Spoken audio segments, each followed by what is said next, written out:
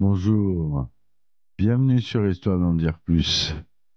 Aujourd'hui, on s'attaque à un format un peu différent, un peu plus long, où je rentre en détail dans le film. Aujourd'hui, on parle d'une série qui est chère à mon cœur, que j'avais pas encore abordée. Cette série, c'est James Bond, et on va commencer par un de mes préférés, GoldenEye. Allez, c'est parti, mon petit qui.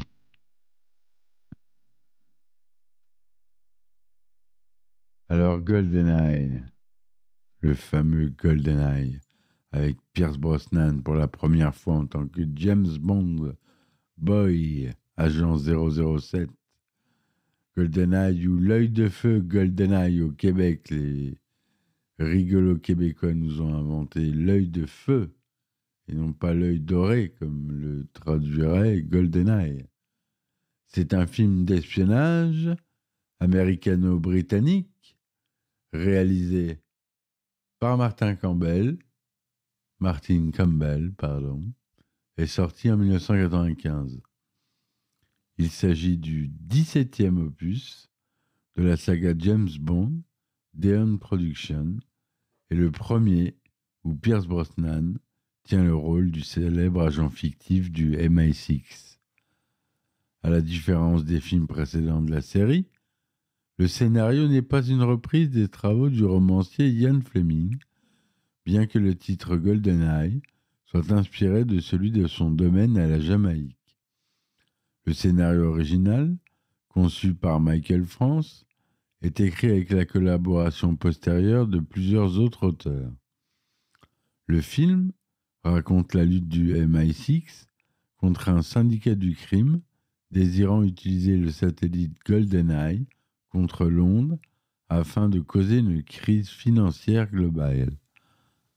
GoldenEye est sorti après des conflits légaux, obligeant la série à un hiatus de 6 ans, durant lequel Timothy Dalton démissionne de son rôle de James Bond pour être remplacé par Pierce Brosnan. M est également remplacée par l'actrice Judi Dench, qui deviendra ainsi la première femme à jouer ce personnage.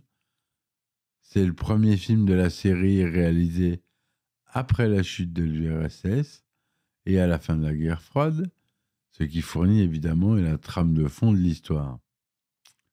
Le film est salué pour la plupart des critiques et obtient de très bons résultats au box-office, dépassant les films tournés avec Timothy Dalton. Moi non plus, c'est pas mes préférés. Mais il y en a quelques-uns avec d'autres acteurs qui sont bons. Il est vu par les critiques comme une modernisation de la série, et l'acteur Pierce Brosnan considéré comme une avancée par rapport à son prédécesseur. GoldenEye a également reçu 2 nominations aux BAFTA Awards dans les registres meilleurs effets spéciaux, on en reparlera, et meilleur son. Donc à la réalisation, c'est Martin Campbell qui s'y colle. À la musique, on a un Français, copain de Luc Besson, très célèbre Français, Eric Serra. En acteurs principaux, pardon, oh là là, Pierce Brosnan dans le rôle de James Bond, Sean Bean, Isabella Scoruppo, Famke Jensen, Alan Cumming. C'est produit par la Eon Production. Le film dure 130 minutes et il est résumé ainsi. En 1986, à Arkhangelsk, dans une fabrique d'armes chimiques, cachée dans un impressionnant barrage, l'Union soviétique n'a plus sa grandeur d'antan, mais possède toujours un important complexe militaro-industriel. James Bond a pour mission de rejoindre son collègue et ami Alec Trevelyan, matricule 006, déjà infiltré, puis de faire exploser l'usine. Un avion léger, survolant les lieux, dévoile le barrage, sur lequel une grille de sécurité s'ouvre et laisse passer un homme, courant, habillé en noir avec des rangers. Il s'approche du bord, se harnache et effectue un saut en élastique dans le plus grand silence. Arrivé au maximum de l'élasticité de la corde, il tire le grappin à l'aide d'un pistolet spécialement conçu et se pose sur une petite plateforme servant de sortie au conduit d'aération. Avec une sorte de pistolet laser, il découpe un passage et son regard est déterminé.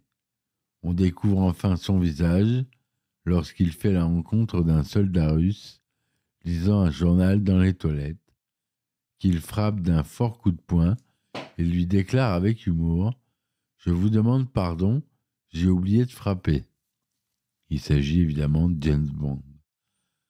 Il retrouve 006, comme prévu, dans un débarras peu éclairé.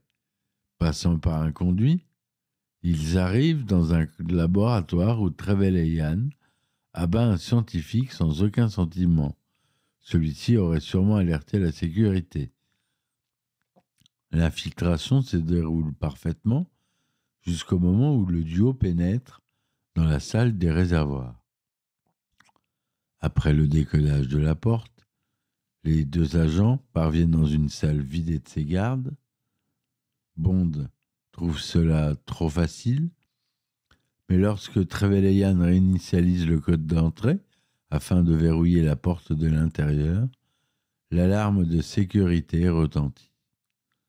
La garnison militaire du complexe intervient, sous le commandement du colonel Arkady Oroumov. La porte étant bloquée, les soldats ouvrent le feu sur une vitre blindée à l'AKS-74, en réalité des Noriko type 56-1 grimés, et en viennent rapidement à bout. Les soldats pénètrent alors dans la salle par la baie vitrée brisée et descendent les escaliers en métal. Alec fait feu sur les premiers soldats présents dans la salle avec son pistolet, puis, dès qu'il se vide, récupère un fusil automatique tout en échangeant calmement des blagues avec James. Pendant qu'Alex contient l'invasion, Bond place sur les réservoirs les mines adhésives qu'Alex lui avait données en lui demandant de les régler à 6 minutes. La porte verrouillée et dynamitée, Bond dit alors en plaisantant : « Ferme la porte, Alec. » Le vent souffle, mais celui-ci ne répondant pas, et un silence glacial envahit la salle. S'approchant prudemment, James lance un regard en dehors des réservoirs et comprend le dramatique de la situation. L'ambiance devient alors quasi humoristique, qui était jusqu'alors quasi humoristique, s'éteint. Alec est détenu à genoux face au colonel Oroumov qui braque sur lui un Marakov PM. Mettant en joue Bond, les soldats attendent des ordres pour tirer. Désespéré, 006 dit à James de finir le travail, tandis qu'Oroumov lance un ultimatum de 10 secondes à James pour qu'il se rende. Face à la nouvelle tournure des événements, Bond règle les détonateurs sur 3 minutes afin d'être sûr de l'achèvement de la mission, quoi qu'il se passe. Alors qu'il s'avance vers Oroumov les mains en l'air, Alex s'exclame : « Pour l'Angleterre, James !» et se fait abattre par le colonel. Tous les soldats se mettent alors à tirer sur Bond, mais l'espion réussit à se couvrir à temps. Oroumov fait cesser les hostilités par crainte que les réservoirs, le script précise que ces derniers contiennent un gaz neurotoxique mortel, soient touchés et demande une dernière fois à Bond de se rendre. Bond ne l'écoute pas et s'avance vers la droite en se protégeant derrière un chariot roulant de barils chimiques. Ce qui fait sourire Oroumov. La tension est à son comble avec un soldat qui tire par nervosité. Oroumov l'abat froidement pour l'exemple. Il aurait pu faire exploser les barils. Après avoir traversé la salle en toute sa largeur, Toujours dans la ligne du mire du bataillon russe, Bond se heurte à un tapis roulant. Orumov sourit une nouvelle fois et répond à Bond: « Vous ne gagnerez pas. » Bond dévoile alors son plan en mettant en marche le tapis roulant qui mène à l'extérieur et saute dessus en faisant feu sur des grilles en hauteur dont les verrous sont détruits par les balles. Celles-ci s'ouvrent et libèrent des dizaines de barils qui tombent sur les soldats russes en pleine panique. Bond se retrouve à l'extérieur par un temps d'hiver ensoleillé. Un appareil civil léger se prépare à décoller sur la piste d'aviation attenante. Après avoir vidé son chargeur pour arrêter les premiers soldats qui sortent des hangars, il se met à courir vers l'avion. Réussit à s'introduire dans le cockpit alors que 2 motos militaires tout-terrain se lancent à sa poursuite. Durant la bagarre avec le pilote, Bond tue le premier motard par un coup avec le Marakov du pilote, mais tous les deux sont ensuite éjectés du poste de pilotage. Le pilote, dont la forte corpulence tend vers l'humour, tombe et se retrouve percuté par le deuxième motard qui effectue un vol plané. Bond vole la moto de celui-ci et se lance désespérément à la poursuite de sa seule échappatoire. Orumov devine que Bond n'aura pas le temps de rattraper l'avion et dit à ses soldats d'attendre. Effectivement, l'avion arrive en bout de piste en même temps que la moto, mais au lieu de s'arrêter, Bond s'élance aussi dans le vide. L'avion tombe dans le gouffre et Bond, en chute libre, sans parachute, parvient à le rejoindre. Il se précipite sur le manche à balai et fait lentement redresser l'avion. Au moment où l'écrasement semble inévitable, l'avion réapparaît derrière la montagne et survole le complexe qui explose. Le générique musical commence. Générique qu'on a écouté en intro d'ailleurs. Puis vient une scène, 9 ans après les événements d'Arkhangelsk, conduisant une fameuse Aston Martin DB5 gris métallisé, légendaire, sur une route montagneuse de la Riviera française, accompagné d'une employée du MI6 chargée de l'évaluer sur sa conduite. Bond se fait doubler par une Ferrari rouge F355 dont la charmante conductrice souhaite visiblement s'amuser. Une course-poursuite s'engage alors, mettant en compétition les talents de conducteur des deux pilotes et les performances mécaniques des voitures. Après avoir frôlé un groupe de cyclistes, Caroline, l'évaluatrice, ordonne à Bond d'arrêter le véhicule, qui obéit galamment. Profitant de cet instant de calme et d'intimité, il use ensuite de son charme légendaire pour l'obtention d'une bonne note. En contrebas de la route se dessine Monaco. S'en allant passer une soirée au casino, Bond remarque sur le parking la Ferrari rouge avec laquelle il avait fait la course. Il rencontre sa propriétaire lors d'une partie de baccarat, qui le rejoint et remporte, ce qui agace l'inconnu. Durant la présentation et la conversation qui s'ensuit, Bond est surpris de constater que la jeune femme géorgienne accompagne un amiral canadien bien plus âgé qu'elle. Il commence une investigation avec une monolunette spéciale au-dessus d'un amphithéâtre et observe l'amiral et sa compagne se rendant sur un navire dénommé Manticore. Il remarque un curieux hélicoptère sur le pont d'envol d'une frégate militaire, non loin de là. Après l'envoi des données, Moni Penny, secrétaire de MI6, le contacte et lui annonce que la femme qu'il a rencontrée est Xenia Onatop, ancienne pilote de chasse soviétique et aujourd'hui en relation avec le syndicat du crime, Janus, basé à Saint-Pétersbourg. Tandis que Bond s'en va, se déroule dans le Manticore une scène sexuelle physique entre Xenia et l'amiral. Xenia immobilise et étouffe l'amiral, tandis qu'un complice caché dans la pièce s'empare de son laissez-passer officiel. Le lendemain, Bond s'introduit discrètement dans le bateau et après une courte bagarre avec un marin, découvre le corps de l'amiral. Il ne tarde pas à découvrir ce qui se trame. Ces terroristes ont l'intention de voler le Tigre, un hélicoptère militaire à la pointe de la technologie qui est présenté le jour même au public. Ils foncent jusqu'à la frégate française, où se déroule la manifestation, qui vante les mérites de l'engin. Pendant ce temps, Xenia et son complice se font passer pour l'amiral et sa compagne et embarquent sur le navire grâce au laissez-passer. Xenia s'en va alors retrouver les pilotes prévus pour la démonstration et les assassine sans témoin. Avec son complice, elle prend alors leur place.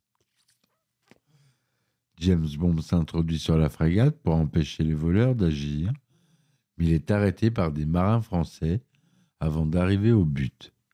Impuissant, il observe l'hélicoptère qui décolle et part vers l'horizon. Scène suivante. À la base de Severnaya, une station radar censée être désaffectée, située au milieu de la Sibérie.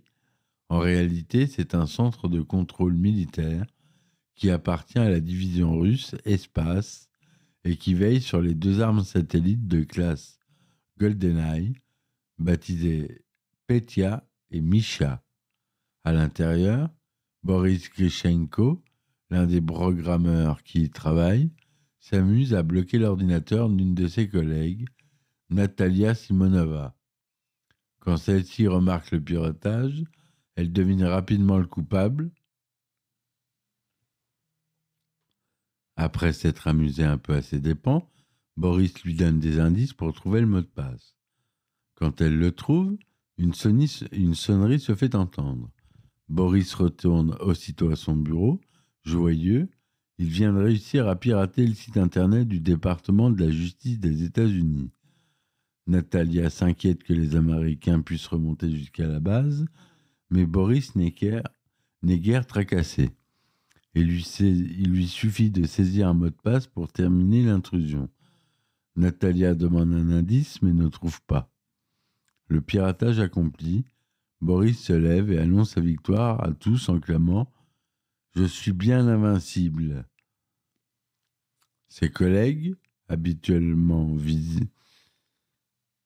habitués à ses excentricités, retournent vite à leur travail. Toujours fier, Boris s'en va fumer une cigarette dehors. L'hélicoptère, volé à Monaco, atterrit sous une tempête de neige alors que Boris tente d'allumer sa cigarette. En descendent Xenia et Orumov. Ce dernier a été promu général et chef de la division Espace, ce qui leur permet d'entrer dans la base. Il use de son autorité pour demander à ce que soit effectué un test inopiné des installations de GoldenEye. Le commandant de la station obéit promptement et après avoir effectué des diverses consignes de sécurité, lui remet en main propre la carte d'accès au satellite et ses clés d'activation. Ayant obtenu ce qu'il était venu chercher, Xenia passe à l'action et assassine avec joie tous les membres de l'équipe présents sur place. Natalia, qui était en train de préparer du café dans les cuisines, échappe de peu à ce massacre en se cachant. Ceci fait, Orumov arme le satellite GoldenEye et verrouille une cible, le site de Severnaya. Un survivant mal en point arrive néanmoins à faire sonner l'alarme avant d'être achevé par Xenia. Prévenus, les autorités russes font décoller 3 MiG d'une autre base en direction de Severnaya. Le signal de détresse est aussi intercepté par le MI6. Les terroristes partis, Natalia sort de la cuisine et assiste au compte à rebours final avant l'activation d'un des satellites GoldenEye. L'arme spatiale génère une puissante impulsion électromagnétique qui la détruit entièrement, fait sauter tous les appareils de la station radar et dérègle les instruments de vol des MiG. 2 explosent en plein ciel, tandis que le troisième s'écrase sur l'antenne parabolique de la station. Elle s'effondre en transperçant le toit du bâtiment, manquant de peu de tuer Natalia, mais lui permettant de s'échapper de l'édifice. N'ayant pas trouvé Boris parmi les victimes du massacre, elle essaye de le trouver dehors sans succès. Elle décide alors de s'enfuir grâce à un traîneau. À Londres, dans le QG du MI6, peu avant la destruction de Severnaya, James Bond est en présence de M, Tanner, Q et Moneypenny. Après une coutumière mais cette fois infructueuse tentative de charme auprès de Moneypenny, James fait la connaissance de sa nouvelle supérieure. Le briefing ne tarde pas. Tanner expose les faits. Ils ont capté un signal de détresse venant de la station Severnaya et ont découvert avec l'un de leurs satellites la présence de l'hélicoptère Tigre. Le MI6 a d'abord pensé que cette base pouvait être une station au sol d'un système d'armes basé dans l'espace, mais croyait que les Russes n'avaient pas la finance ni la technologie requise pour ce complexe. Au milieu du briefing, le groupe assiste à l'activation des satellites GoldenEye qui explosent et génèrent son impulsion électromagnétique. 2 satellites à proximité sont mis hors d'usage. Quand un autre réussit à reprendre le contact visuel, le complexe est détruit. En effectuant un zoom, Bond découvre un survivant dans les décombres. M met fin au briefing et souhaite voir Bond dans son bureau. Après un échange verbal, où chacun exprime ses 4 vérités, M donne l'ordre à Bond de se rendre en Russie pour en savoir plus sur GoldenEye. Il passe auparavant chez Q, qui lui présente les nouveaux gadgets mis à sa disposition, comme un stylo explosif ou une ceinture à python. Il part en avion pour Saint-Pétersbourg, où il doit rencontrer un certain agent de la CIA, Jack Wade. Au même moment, à Saint-Pétersbourg, le général Orumov ment au ministre de la Défense Mishkin sur l'affaire Severnaya et l'existence d'un autre satellite GoldenEye. Il va jusqu'à présenter sa démission pour appuyer ses dires. Le Conseil le croit et refuse cordialement cette dernière.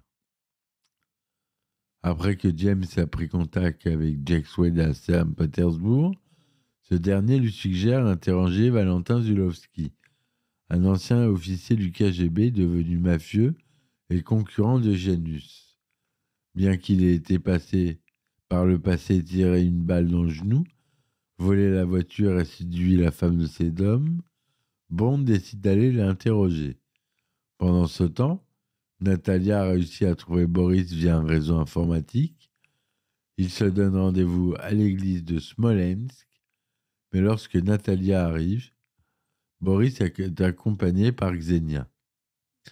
Dans le bar cabaret de Valentin, Bond prend ses précautions en braquant son arme dans le dos de Valentin avant tout dialogue.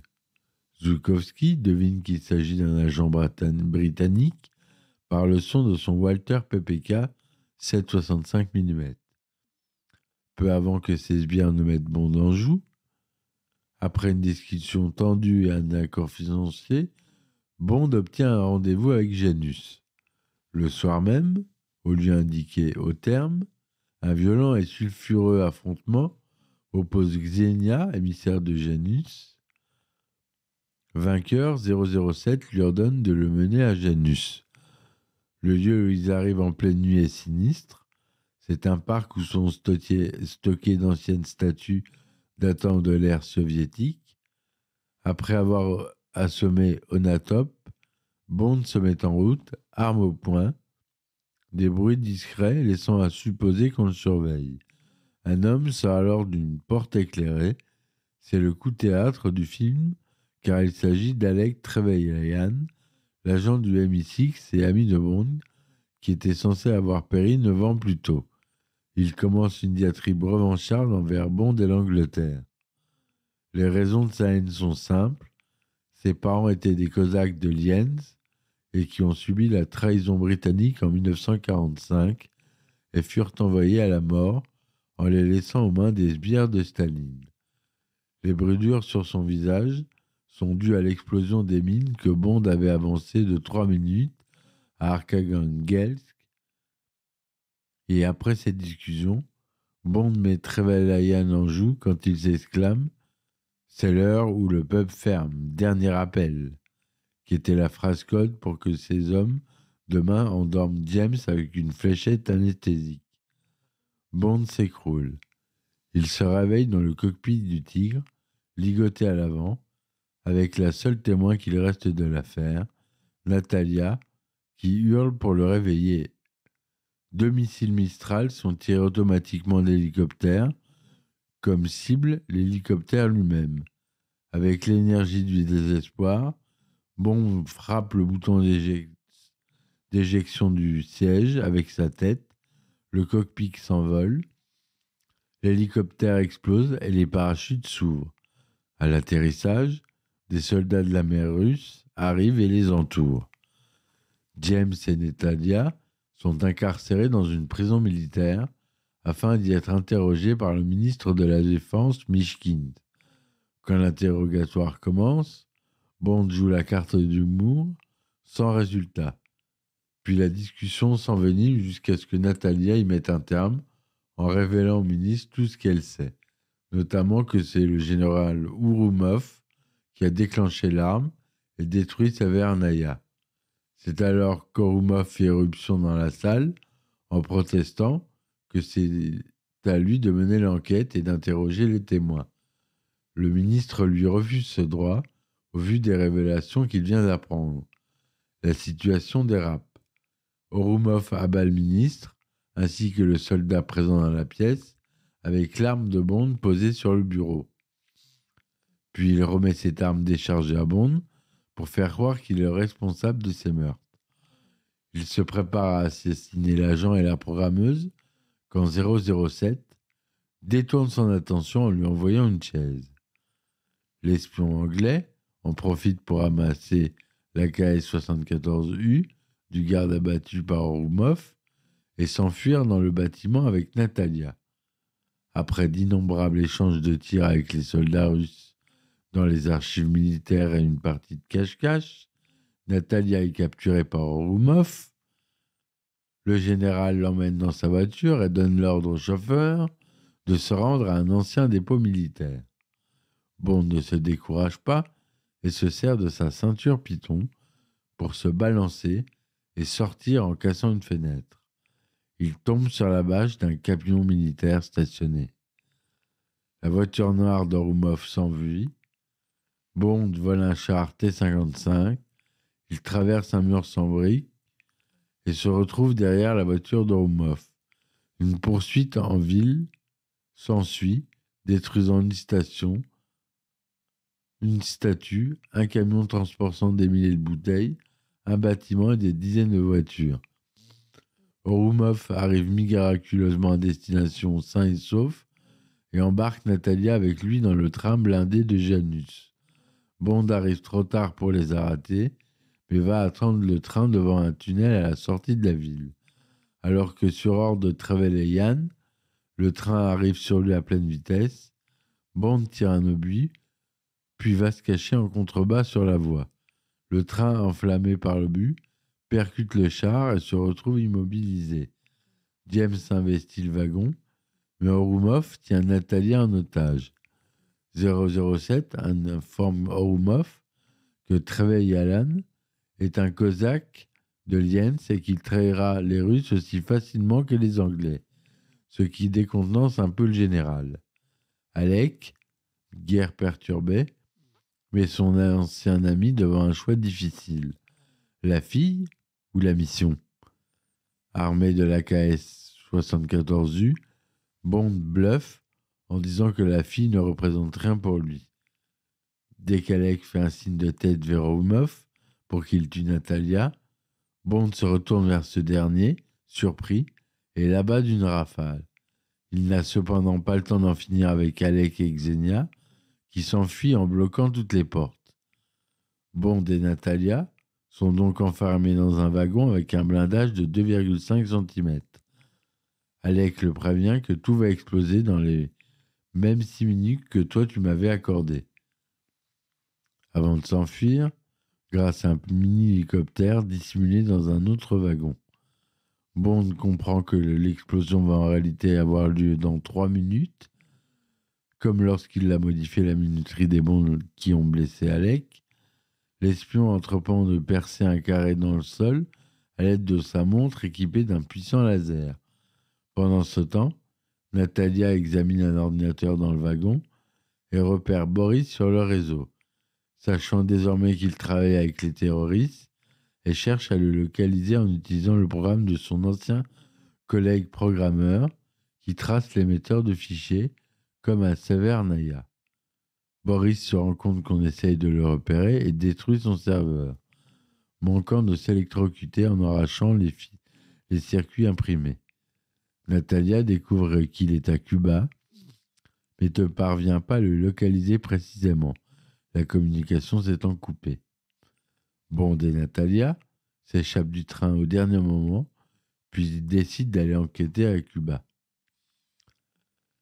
Scène finale à Cuba, James Bond et Natalia rencontrent Jack Wade, qui plante des figuiers dans le coin, entre guillemets. Il lui emprunte son avion à la recherche d'une antenne de la taille d'un terrain de foot. Le soir, Natalia console Bond, qui doit tuer son ancien ami avec qui il était très proche, et passent la nuit ensemble. Le lendemain, ils prennent l'avion à la recherche de l'antenne. Après avoir refait un passage au-dessus d'un lac, un missile sorti de l'eau les touche et troue l'aile droite de l'avion, qui s'écrase violemment dans la jungle, indemne mais sonné. Bond et Natalia s'évanouissent. L'arrivée d'un hélicoptère réveille 007, qui se remet péniblement debout. Il voit une forme en contre-jour s'apprenant à descendre par un filin. La forme descend brusquement à toute vitesse et vient frapper Bond. C'est Xenia qui vient chercher sa vengeance. Après un court combat en sa défaveur, Bond réussit à prendre la KS-74U de son adversaire, à accrocher le mousqueton du filin relié à l'hélicoptère à son harnais et tire sur l'hélicoptère qui perd tout contrôle et s'écrase dans la jungle, emportant du même coup Xenia. Elle se retrouve écrasée contre un arbre fendu. Poursuivant leurs recherches près du lac, Bond et Natalia arrivent au moment où Alec, dans sa base secrète, donne l'ordre de faire monter l'antenne. Le lac est alors vidé devant leurs yeux, et la parabole dissimulée sous l'eau s'élève et prend position, immense. Cherchant une entrée, ils se font repérer et tirer dessus, ce qui les fait tomber sur la surface bétonnée et extrêmement glissante du lac artificiel. Ils évitent de justesse une chute mortelle dans le conduit d'évacuation grâce à Bond qui réussit à prendre pied sur le contre-rebord. Ils sont chanceux dans leur malheur car ce conduit dissimule une entrée vers la base de Janus. Le complexe est similaire à celui de Severnaya, mais en plus placieux et plus moderne. Il y a 3 étages soutenus par des piliers, permettant une vue de toutes parts par la salle de contrôle dotée d'un immense écran relié au deuxième GoldenEye.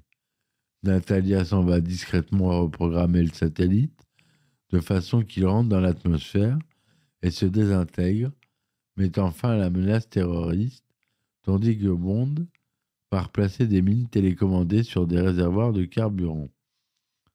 Mais il se fait surprendre et capturer. Amené devant Alec, ce dernier devine aussitôt que Bond n'est pas venu seul et demande où se trouve la fille. Les soldats ne tardent pas à la repérer et à la déloger. Elle réussit cependant à exécuter la manœuvre qu'elle a programmée. Trevelyan dévoile fièrement son plan à Bond. Il a l'intention de braquer informatiquement la Banque d'Angleterre, puis d'activer l'arme du satellite au-dessus de Londres afin d'effacer toute trace du délit, vengeant ainsi les Cosaques de Lienz et renvoyant l'Angleterre à l'âge de pierre. Natalia retrouve Boris, qui a été engagé par Janus pour travailler sur la programmation sur le deuxième GoldenEye, alors qu'elle se dispute violemment avec lui pour avoir trahi ses collègues à Severnaya et son pays. L'alarme retentit.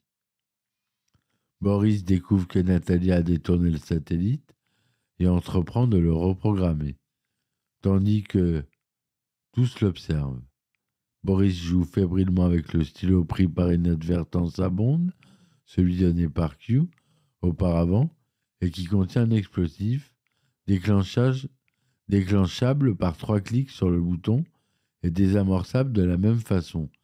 Après de multiples clics, Boris, n'arrivant pas à défaire la modification de Natalia, se lève et exige qu'elle lui remette le mot de passe qu'elle a entré, alors que son stylo est prêt à exploser. Bond l'a deviné et a fait valser le stylo, qui explose près des réservoirs. Dans la confusion qui s'ensuit, il réussit à échapper avec Natalia par un ascenseur. Boris étant capable de casser le mot de passe si on lui laisse le temps, Bond doit rendre l'antenne non opérationnelle. Natalia se charge d'avertir Jack Wade, prend en otage le pilote d'un hélicoptère, tandis que James se dirige vers le centre de la parabole. Alec le poursuit par un téléphérique, fou furieux. Après que tous deux ont vidé leurs armes, ils se retrouvent dans le noyau de l'antenne. Peu de temps après, que Bond a réussi à bloquer une chaîne motrice avec une barre en fer, commence alors une très violente altercation à main nue avec son ancien ami, qui les mène jusqu'à une petite plateforme de 2 mètres de diamètre, à 50 mètres au-dessus du fond du lac artificiel. Au terme du duel, Alec bascule dans le vide, mais Bond le retient par le pied droit. Sachant pertinemment ce qui l'attend, Alec demande « Pour l'Angleterre, James ?» Pour savoir au nom de quoi Bond va agir, ce à quoi l'espion répond « Non, pour moi », avant de lâcher Alec dans le vide. Ce dernier survit néanmoins à sa chute. Bond saute et s'accroche à l'hélicoptère que Natalia a réquisitionné et il s'éloigne de l'antenne qui explose quelques instants plus tard. Les débris en flammes tombent droit vers le lac artificiel et la base de Janus située en dessous, achevant Alec alors qu'il s'écrase. Incontrôlable, le deuxième satellite GoldenEye se désintègre dans les hautes couches de l'atmosphère. Boris a miraculeusement survécu à la destruction du complexe radar. Il se redresse au milieu des décombres enflammés en s'exclamant une nouvelle fois « Je suis bien invincible !» Mais ces réjouissances sont vite interrompues par l'explosion des réservoirs du système de refroidissement des ordinateurs. Le programmeur est aspergé d'azote liquide qui le congèle et le tue instantanément. À l'atterrissage de l'hélicoptère de Bond et Natalia, Jack Wade fait une dernière fois son apparition avec des Marines habilement camouflés. Le film se termine lorsque les hélicoptères qui les emmènent s'en vont face au soleil. Et voilà la longue histoire de ce film magistral. La chanson du générique GoldenEye, écrite par Bono de U2, interprétée par Tina Turner. Le générique de fin, Experience of Love, écrite et interprétée par Eric Serra. Au montage, on retrouve Terry Rawling. On a un budget confortable de 58 millions de dollars, mais ce qui n'est pas énorme quand on voit les en production de maintenant à 200 millions de dollars. Ça reste correct. C'est tourné en anglais avec du russe et de l'espagnol. En couleur, son Dolby Digital DTS, 2/35e en 35 mm. On l'a dit, il dure 130 minutes. La première mondiale a eu à New York le 13 novembre 1995. Le 17 novembre 1995 en sortie nationale. Et en France, le 20 décembre 1995. Pierce Brosnan, James Bond 07, agent du MI6 désigné pour empêcher le syndicat du crime Janus d'acquérir GoldenEye, un satellite armé lancé par les soviétiques durant la guerre froide.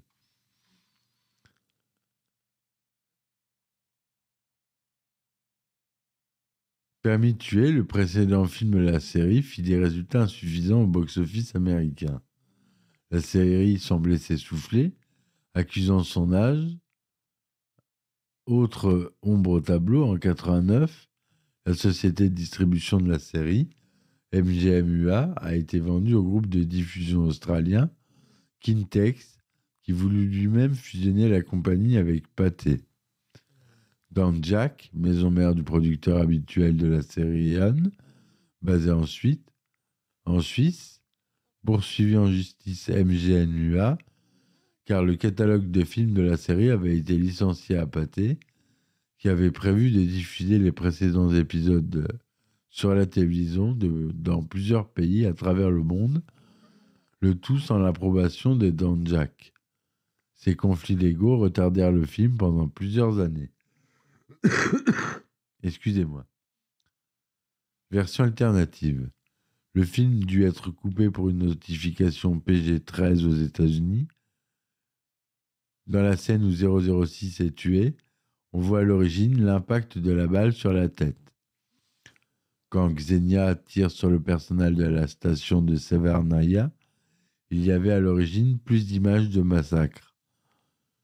Le coup du lapin porté par Bond sur Xenia est absent, mais à cause du BBFC et non du MPAA, le BBFC s'est opposé à cette action et le réalisateur Martin Campbell ne voulait pas faire deux versions de la scène pour les États-Unis et le Royaume-Uni, donc il coupa pour les deux.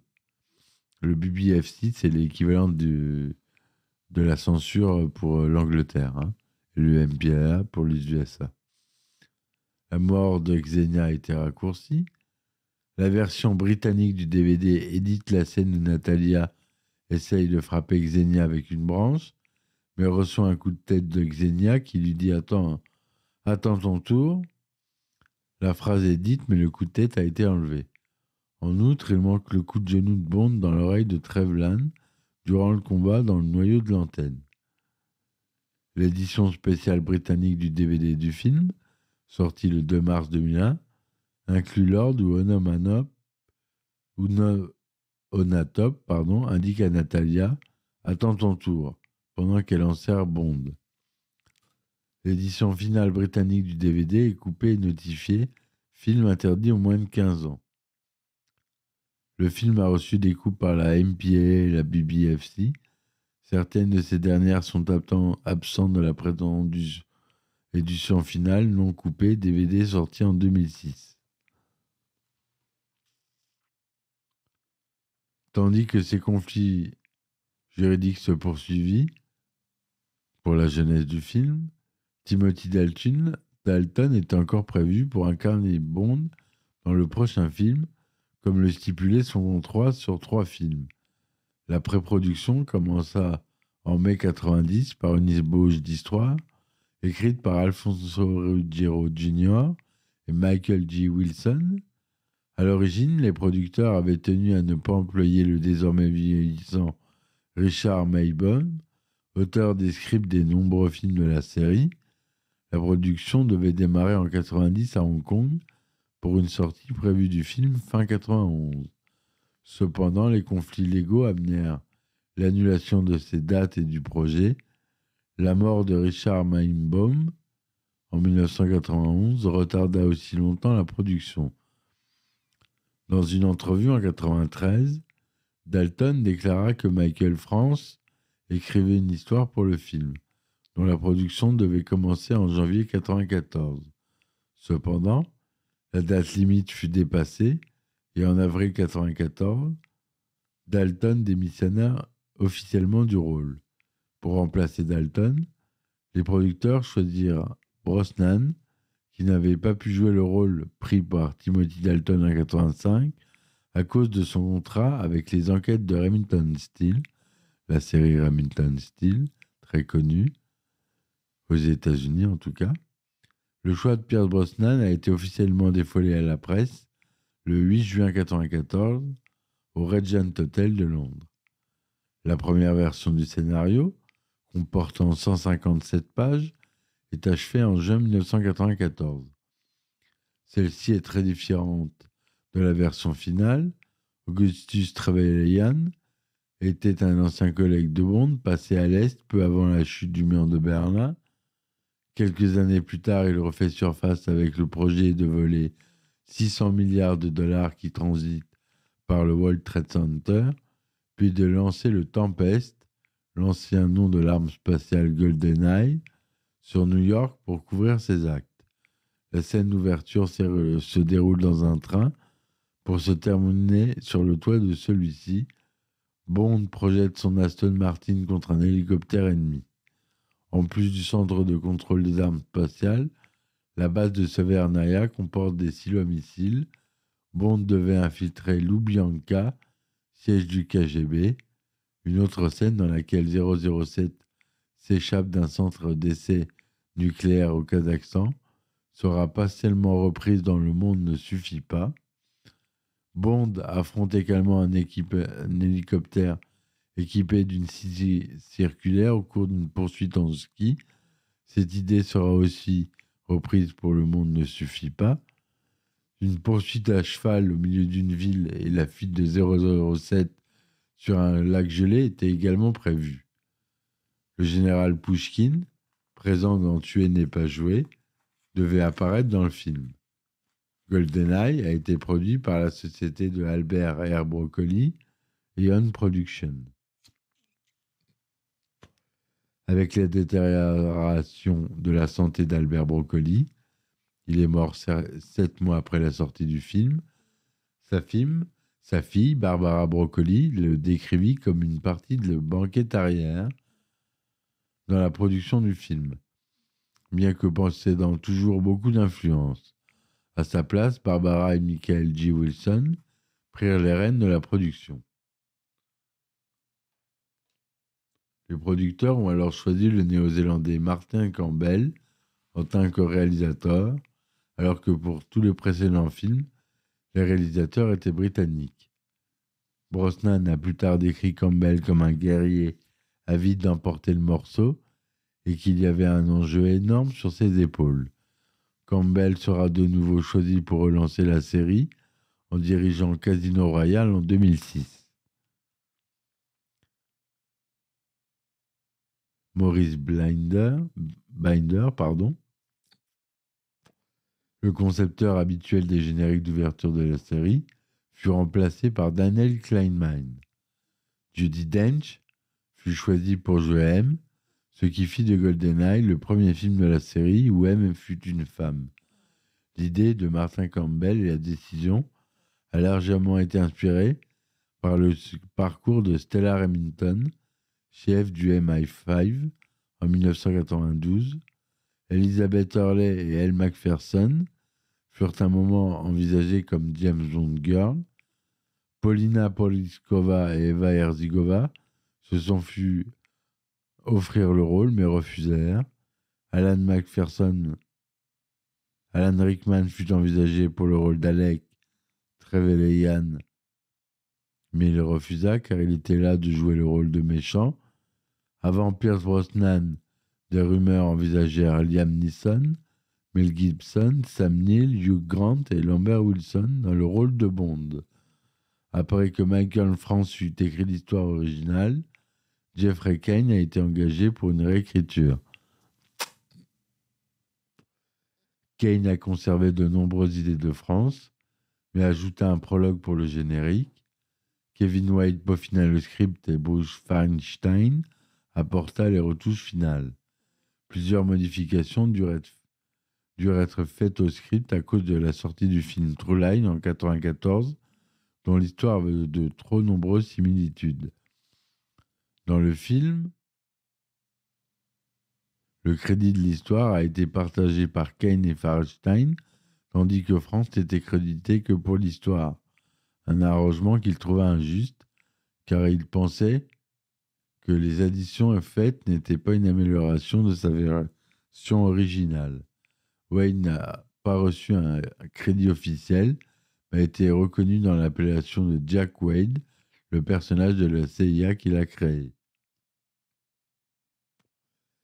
Bien que l'histoire ne soit pas basée sur un travail de Ian Fleming, le titre GoldenEye trouve son origine dans le nom du domaine jamaïcain de Fleming, où il écrivit les romans de Bond.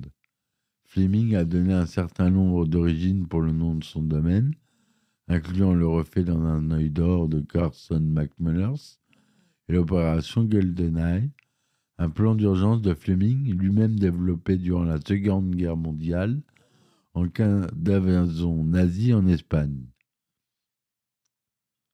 Depuis la sortie de Permis de tuer, le monde avait complètement changé. GoldenEye fut le premier film de James Bond à être produit depuis la chute du mur de Berlin et l'effondrement de l'Union soviétique. Cette conjoncture autorisa le tournage du film en Russie pour la première fois, alors que plusieurs autres films étaient censés s'y dérouler. La distribution doutait que James Bond serait encore à sa place dans le monde moderne, comme les films précédents le mettaient en face de bandits soviétiques essayant de tirer profit de la guerre froide. Une grande partie de l'industrie estimait qu'il serait futile de faire un retour et qu'il était préférable de le garder comme une icône du passé. Cependant, une fois sorti, le film a été vu comme une revigoration réussie et qu'il était effectivement adapté pour les années 90. Un des aspects les plus modernes de GoldenEye fut le casting où une femme jouait le rôle de M, le premier film de la saga à oser ce choix. Dans le film, la nouvelle M établit rapidement son autorité, remarquant que Bond est sexiste, misogyne et dinosaure, et une relique de la guerre froide. C'est une première indication que Bond est dépeint comme non moins orageux que le Bond de Timothy Dalton de 89. Le tournage commença le 16 janvier 1995 et dura jusqu'au 6 juin. Les producteurs ne purent pas utiliser les studios de Pinewood habituels, car ceux-ci étaient déjà réservés pour le film Lancelot, le premier chevalier. À la place furent choisis une ancienne usine de Rolls-Royce à l'aérodrome de Leadfelsen, avec des hangars aménageables en studio à perte de vue, qui fut innové Leadfelsen Studio et qui s'avère utile par la suite pour compléter les nombreuses scènes tournées en extérieur. Les producteurs dirent plus tard que les Pinewood Studios n'auraient de toute façon pas été assez vastes. En janvier, les scènes de la montée de l'antenne parabolique furent tournées par une équipe réduite à Porto Rico, où se trouve le radiotélescope d'Arecibo, utilisé dans le cadre du programme SETI, la recherche d'extraterrestres, et ensuite aperçu dans le film Contact de 97, que j'ai fait en podcast, je vous invite à écouter, de Robert Zemeckis, et également l'épisode Little Green Man de la série X-Files. En février, la poursuite de voitures du début du film fut tournée par une seconde équipe dans le sud de la France, tandis que dans le même temps, la première équipe tournait à Monte-Carlo les scènes du casino et celles de la démonstration de l'hélicoptère Tigre dans le port de Monaco sur le port de la frégate Lafayette. La marine française a permis l'entière utilisation de la frégate et de son nouvel hélicoptère, l'Eurocopter Tigre, à la production. Le gouvernement français a également permis l'utilisation des logos de la marine pour la campagne promotionnelle du film. Cependant, les producteurs ont eu un conflit avec le ministère de la Défense sur l'opposition de Brosnan aux essais nucléaires français et sur sa participation à Greenpeace. En conséquence, la première française du film a été annulée. En mars, une autre équipe se charge de tourner en Suisse la scène d'ouverture du film où l'on voit James Bond sauter du haut du barrage de Contrat. En avril, toute l'équipe se rendit à Saint-Pétersbourg pour la scène de poursuite en char La distance utilisée pour cette poursuite dans les rues a été montée en studio à Levetsen. Certaines scènes de rue de Saint-Pétersbourg ont été filmées à Londres. Le circuit de course d'Epsom Downs simulé à l'aéroport pour réduire les dépenses et aussi en raison de soucis de sécurité, car la seconde équipe envoyée en Russie nécessitait des gardes du corps. GoldenEye fut le premier film du directeur des effets spéciaux Derek Meddings, à qui le film est dédié. La contribution spéciale de Meddings fut des maquettes. Le film de la série sera le premier à en avoir nécessité autant. C'est également le premier film de la série à employer des images de synthèse dont on a recours dès la scène d'ouverture traditionnelle, le gun barrel. La plupart des effets spéciaux proviennent des séquences à l'extérieur du Severnaya, de la scène où le train de Janus s'écrase sur le char et du lac qui cache l'antenne parabolique, car les producteurs ne pouvaient pas trouver un lacron au Porto Rico. La montée de l'antenne parabolique a nécessité des scènes dans un Recibo, un modèle établi par l'équipe de Medding, et des scènes avec cascadeurs en Angleterre. En février 1995, le célèbre cascadeur Rémi Julien, qui a notamment travaillé sur Taxi, mais sur plein d'autres James Bond, a tourné dans le sud de la France la scène où une Ferrari F355 rivalise avec la Aston Martin DB5 de Bond. Rémi Julien compara la poursuite comme une lutte entre un véhicule aux lignes élégantes, ancien et vulnérable, et une voiture de course. La poursuite a dû être méticuleusement planifiée car les voitures sont très différentes. Des clous ont dû être fixés aux pneus de la F355 pour le dérapage, et pendant une prise où les véhicules devaient se dépasser, les deux voitures se sont heurtées. La scène de poursuite en char a été réalisée avec l'utilisation d'un char T-55 russe venu d'un dépôt de location militaire britannique auquel a été ajouté des panneaux de blindage réactifs chronologiquement appropriés à un T-55 moderne et améliorés comme ceux équipant la réserve d'armée de terre de l'époque russe telle que le T-55M. Afin d'éviter de détruire le trottoir des rues de Saint-Pétersbourg, les chenilles du T-55 ont été remplacées par des chenilles en caoutchouc renforcé issues d'un char Chieftain britannique. Un hublot rectangulaire fut coupé et teinté de perspex, permettant à un conducteur qualifié de manœuvrer le char à l'emplacement du compartiment conducteur, tandis que Pierce Brosnan se trouvait dans le siège modifié du conducteur avec sa tête dépassant la trappe, créant l'illusion qu'il conduisait le char déboutonné. Pour la grande confrontation entre le héros et Trevelyan à l'intérieur du noyau de l'antenne, le réalisateur Martin Campbell décida de s'inspirer du combat avec Red Grant dans Bon baiser de Russie. Pierce Brosnan et Sean Bean enchaînent les blocages jusqu'à une séquence où Bond est jeté contre un mur. Brosnan se blessa la main pendant la prise où il tombe de l'échelle et les producteurs durent retarder cette scène et tourner en avant celle se déroulant à Severnaya. Les séquences mettant en scène la BMW et l'avion exigea 2 jours de répétition à Porto Rico.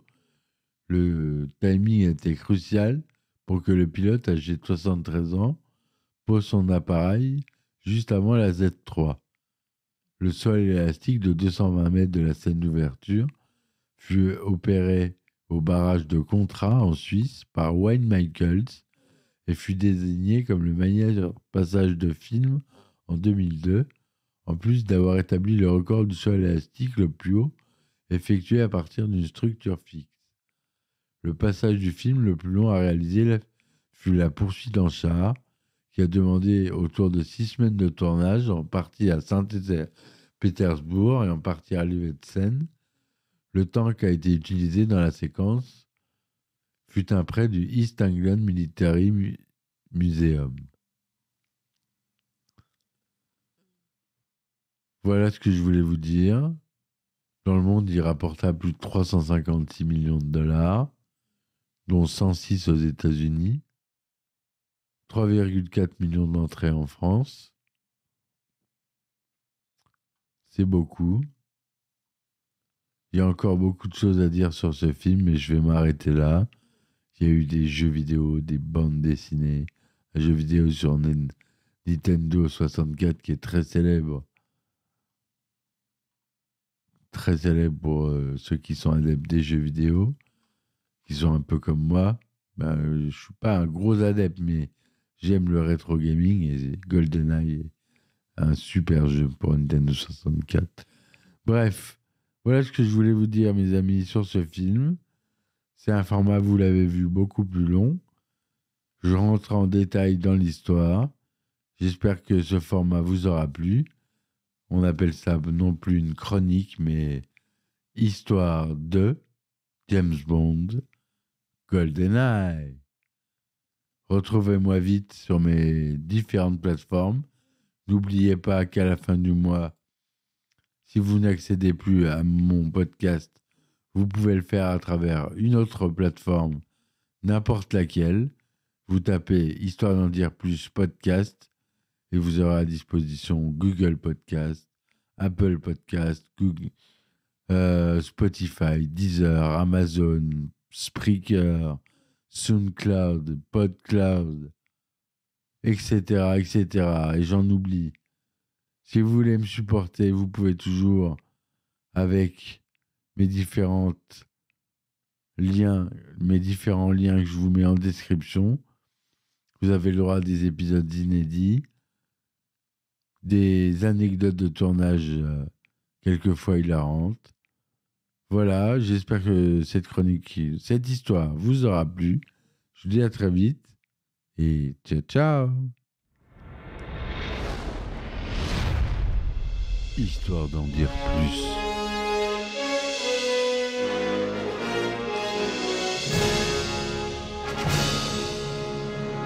Eh ben attendez, on est en France. Allez, cul sec.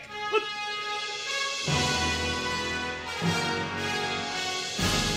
Personne ne veut le croire et pourtant c'est vrai, ils existent, ils sont là, tarnatata. Le blanc. Il faut qu'on pète.